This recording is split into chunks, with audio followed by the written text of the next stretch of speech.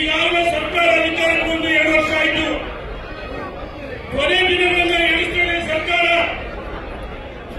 ಒಂದು ಕಡೆ ರಾಜ್ಯದಲ್ಲಿ ಭ್ರಷ್ಟಾಚಾರ ತಾಂಡವಾಡುತ್ತದೆ.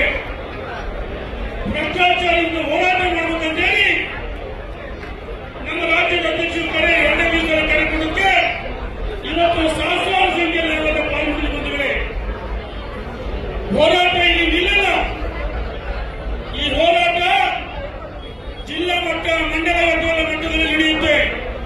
ನಾವು ತೀರ್ಮಾನ ಮಾಡಿ ನಮ್ಮ ಕ್ಷೇತ್ರಗಳಲ್ಲಿ, ನಮ್ಮ ಜಿಲ್ಲೆಗಳಲ್ಲಿ ಈ ಭ್ರಷ್ಟ ಕಾಂಗ್ರೆಸ್ ವಿರುದ್ಧ ಹೋರಾಟಗಳನ್ನ ಮಾಡುವ ಜೊತೆಗೆ ಈ ಸರ್ಕಾರ ವೈಫಲ್ಯಗಳನ್ನ ಜನರಿಗೆ ತಿಳಿಸಬೇಕಾಗಿ ಬಂದಿವೆ. ಒಂದು ವೇಳೆ ಸನ್ಮಾನ್ಯ ಯಡಿಯೂರಪ್ಪನವರು ಸೈಕಲ್ ತುಳಿದು ಸ್ಕೂಟರ್ನಲ್ಲಿ ಪ್ರವಾಸ ಮಾಡಿದರು. ಇವತ್ತು ನಮ್ಮ ಕಣ್ಣು ಮುಂದಿದೆ CKR 4x ಕಾರು ರಾಜ್ಯದ ಉದ್ದಗಲಕ್ಕೆ ಪ್ರವಾಸ ಮಾಡಿ ಪಕ್ಷವನ್ನು ಸಂಘಟನೆ ಮಾಡಿದರು. ವಾಜಪೇಯಿ ಅವರ, ಅದ್ವಾನಿಜಿಯವರ, ನಮ್ಮ ರಾಜ್ಯದ ಹಿರಿಯ ನಾಯಕರ ಮಾರ್ಗದರ್ಶನದಲ್ಲಿ ರಾಜ್ಯದ ಉದ್ದಗಲಕ್ಕೆ ಪ್ರವಾಸವನ್ನು ಮಾಡಿದರು. ನಮ್ಮ ಹಳ್ಳಿಗಳಲ್ಲಿ ಹಿರಿಯರ ಗಾದಿ ಹೇಳ್ತಾರೆ, ಆಡು ಮುಟ್ಟದ ಸೊಪ್ಪಿಲ್ಲ ಯಡಿಯೂರಪ್ಪನವರತಕ್ಕಂಥ ಹಳ್ಳಿಗಳಲ್ಲ ಅಂತ ಹೇಳ್ತಾರೆ. ಬಂಧುಗಳೇ, ಯಡಿಯೂರಪ್ಪನವರು ಕೇವಲ ಸಂಘರ್ಷ ಮಾಡಿಲ್ಲ, ಸಂಘರ್ಷದ ಜೊತೆಗೆ ಒಡೆದ ಮನಸ್ಸುಗಳು ಕಟ್ಟತಕ್ಕಂಥ ಕೆಲಸವನ್ನು ಮಾಡಿದರು. ರಾಜ್ಯದಲ್ಲಿ ರೈತರ ಎಲ್ಲ ವರ್ಗದವರ ಏನು ಸಮಸ್ಯೆಗಳನ್ನು ಆಲಿಸಿ ಅಧಿಕಾರಕ್ಕೆ ಬಂದರೆ ಅವರ ಧ್ವನಿಯಾಗಿ ಸನ್ಮಾನ್ಯ ಯಡಿಯೂರಪ್ಪನ ಕೆಲಸವನ್ನು ಮಾಡಿದರು. ಯಡಿಯೂರಪ್ಪ ಇವತ್ತು ಒಬ್ಬ ಹೋರಾಟಗಾರರಾಗಿ, ರೈತ ನಾಯಕರಾಗಿ, ಎಲ್ಲ ವರ್ಗದ ನಾಯಕರಾಗಿ ಪಕ್ಷವನ್ನು ಕಟ್ಟಿದರು. ಇವತ್ತು ಅವರ ಮಾರ್ಗದರ್ಶನದಲ್ಲಿ ಹೋರಾಟವನ್ನು ಮಾಡಬೇಕಾಗಿದೆ. ಯಡಿಯೂರಪ್ಪನವರು ಕೇವಲ ಸಂಘರ್ಷ ಮಾಡಲಿಲ್ಲ. ಯಡಿಯೂರಪ್ಪನವರು ಯಾರ ಪರವಾಗಿ ಹೋರಾಟ ಮಾಡಿದ್ರು ಅವರ ಧ್ವನಿಯಾಗಿ ವಿಧಾನಸೌಧದಲ್ಲಿ 3ನೇ ಮಾಡಿಯಲ್ಲಿ ಉತ್ತಮವಾದ ಕೆಲಸವನ್ನು ಮಾಡಿದರು.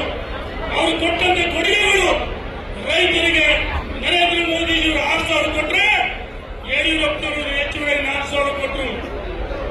ಕೋವಿಡ್ ನಲ್ಲಿ ಮರಣ ಹೊಂದಿದಾಗ 1 ಲಕ್ಷ ರೂಪಾಯಿ ಕೊಟ್ಟರು.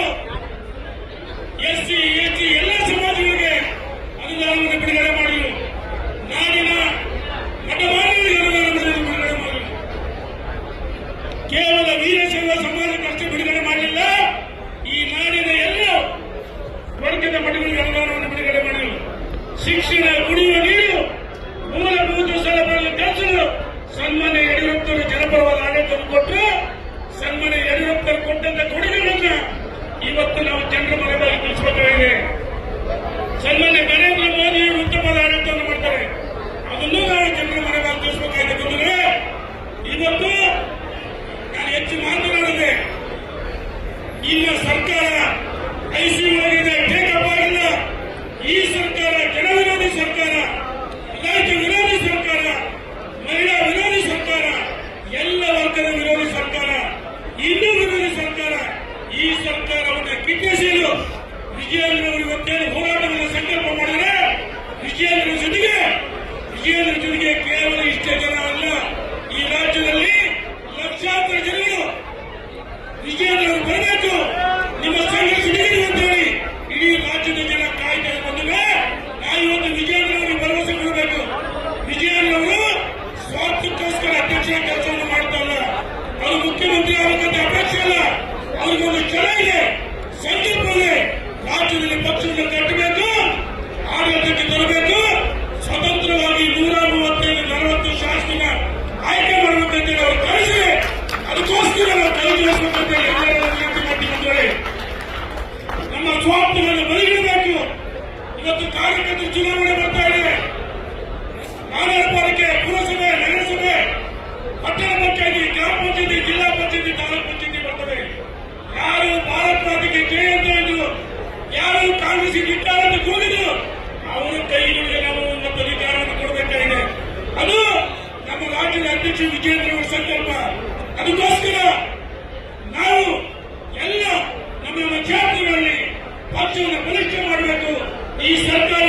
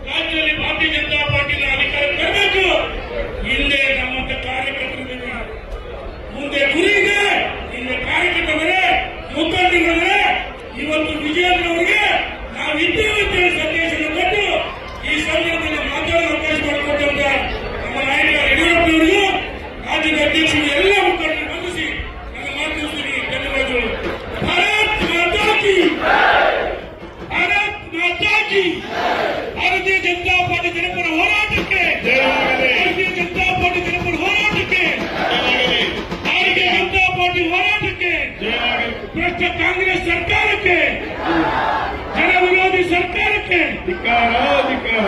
ನೋಡಿ ನಿಮ್ಮ ವಕೀಲರುಗಳು ಬಂದರೆ ಕೋರ್ಟಿನ ಈಗ ಸಮಯ ಬಿಟ್ಟು ಹೋರಾಟಕ್ಕೆ ಬೆಂಬಲ ಕೊಡಿದ್ರೆ ನಿಮಗೂ ಧನ್ಯವಾದ. ಈಗ ಕರ್ನಾಟಕ